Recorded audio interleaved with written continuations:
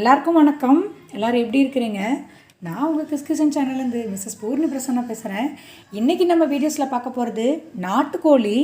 நான் நாட்டுக்கோழி ஃப்ரெஷ்ஷாக வாங்கிட்டு வந்திருக்கேன். இங்கே பாருங்கள், அவங்களே நல்லா க்ளீன் பண்ணி மஞ்சள் தடவி நெருப்பில் நல்லா வாட்டி சூப்பராக கொடுத்துருக்காங்க.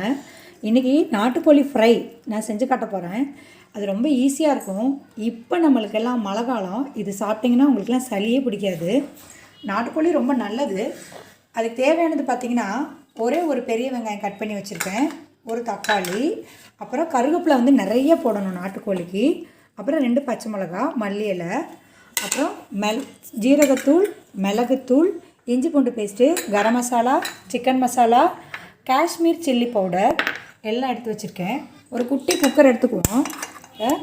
1 ஸ்பூன் நம்ம பியூர் செக்கு நல்லெண்ணெய் எடுத்துக்கலாம். நல்லா காயட்டும். ஃபஸ்ட்டு நம்ம நாட்டுக்கோழி செய்கிறப்ப நாட்டுக்கோழியில் பாயில் பண்ணி நீங்கள் செஞ்சிங்கன்னா சாப்பிட ஈஸியாக இருக்கும். ஏன்னா அதில் அந்தளவுக்கு உங்களுக்கு அதோட சதை இருக்காது, வெறும் எலும்பு தான் இருக்கும் அதிகமாக. ஸோ நம்ம எண்ணெய் நல்லா பாயில் ஆகட்டும். எண்ணெய் நல்லா பாயில் ஆகிறப்பவே நம்ம இந்த பட்டை, கிராம்பு, லவங்க பொடி எப்போயுமே நான் வச்சுருப்பேன் நான்வெஜ்க்கு. இந்த பட்டை, கிராம்பு, லவங்க பொடி லைட்டாக கொஞ்சம் நீங்கள் ஆட் பண்ணிங்கன்னா அந்த நாட்டுக்கோழியோட அந்த இது நல்லாயிருக்கும் உங்களுக்கு ஸ்மெல்லு. இப்போ இந்த சிக்கனை அதில் போட்டு நம்ம ஒரு வதக்கலாம்.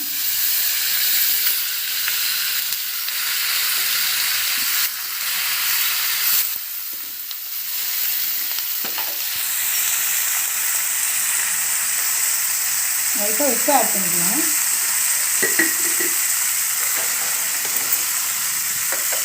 நல்லா இப்படி ஒரு வதக்கிக்கோங்க. இப்போ இந்த மாதிரி நம்ம பண்ணிவிட்டு இப்போ இது மேலே கொஞ்சம் இஞ்சி பூண்டு பேஸ்ட்டு, கொஞ்சம் இஞ்சி பூண்டு பேஸ்ட் போடுறோம். இது நீங்கள் நிறைய போடுங்க. நாட்டுக்கோழிக்கு இஞ்சி பூண்டு பேஸ்ட் தான் நிறைய சேர்க்கணும். போட்டு லைட்டாக மஞ்சள் தூள் மட்டும் எடுத்துக்கலாம்.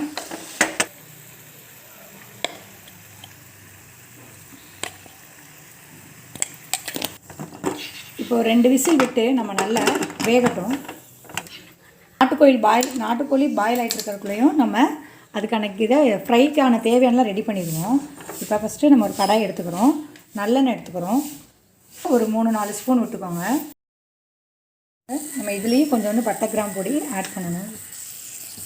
நம்ம வெங்காயத்தை நல்லா வதக்கிக்கலாம்.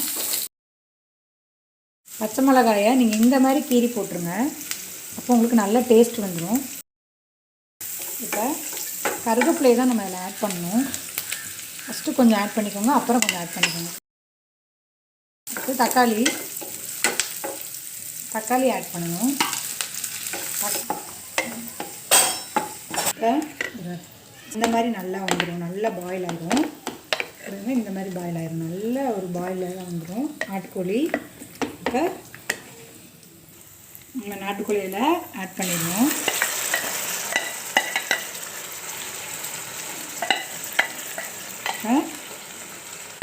ஃபஸ்ட்டு ஒரு ஸ்பூன் மிளகு போட்டுக்கலாம்,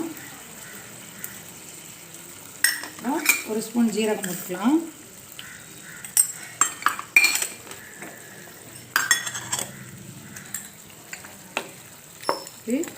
கரம் மசாலா 1 ஸ்பூன் போட்டுக்கலாம், சிக்கன் மசாலா அது ஒரு 1 ஸ்பூன் போட்டுக்கலாம், காஷ்மீர் சில்லி பவுட்ரு 1 ஸ்பூன் போட்டுக்கலாம். இப்போ நல்லா நம்ம வதக்கணும்.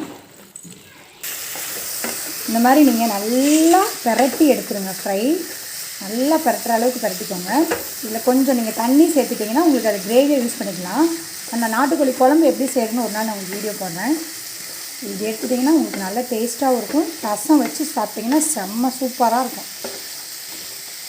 இப்போ உங்களுக்கு நல்லா ஃப்ரை ஆகிடுச்சு பாருங்கள். இப்போ நம்ம மல்லி இலை அது மேலே அழகாக தூவிடலாம். சூப்பரான நாட்டுக்கோழி ஃப்ரை ரெடி. சூப்பரான சுவையான நாட்டுக்கோழி ஃப்ரை ரெடி. வாங்க சாப்பிட்லாம்.